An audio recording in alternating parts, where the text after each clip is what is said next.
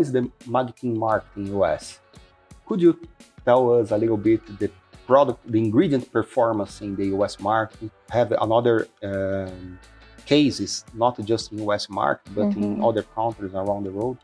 You can talk a little bit more about the Magtein performance, sales performance. Yeah, Magtein is one of those ingredients that we call it sort of a unicorn. It's performing, the growth rate is so shocking. I'll leave it at that. But what's really fun about the ingredient is initially, because of the early research, it was much more focused around the aging population because of the clinical work around working memory, short and long-term memory, and executive function from a cognition standpoint. So that was kind of the bulk of the formulations, especially through the practitioner channels. Now, I would say half, if not more, I could be wrong, but it feels that way, of the business has shifted into other applications and combination formulas. The gaming market is big. People who want the focus and the concentration, long-term. Sleep, as you mentioned. So different dosages of Magtein in combination with certain ingredients for more targeted health benefits, aside from just the memory and cognition, and then extending into food and beverage. We have it in bars, in canned drinks, powders, ready to drink. It's one of those things that people, they'll want a couple of different products on their shelf that they can take throughout the day with varying levels of Magtein, so they can consume more than one a day.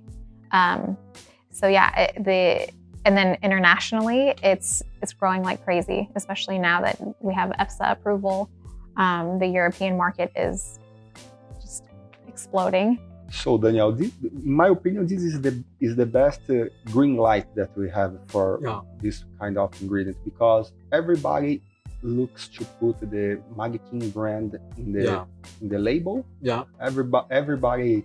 So because if the product performance is still growing, it's because it works. It works, of course.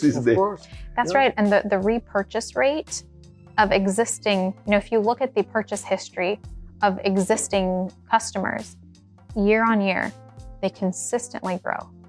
And the feedback that we receive from our clients is well above average with Magtein, because as you said, the perceived benefit of the consumer, and it's a quick perceived benefit, so they keep coming back. And if they try to stop taking the product, that also ties in. They notice when they stop taking it. And so then they're very quick to put it back into their regimen. And I remember I saw a video from Dr. Liu that he explained that the first benefits the patient perceive is the quality of sleeping. And it's the same when the people stop to take Magtein, they perceive that their sleeping is not so well as before when they are using the product. We receive some people talking about that. I forgot to take the product. I forgot to buy, and I perceive when my sleeping was not so well. I don't know exactly why it happens and why it's the first benefit perceived, but it happens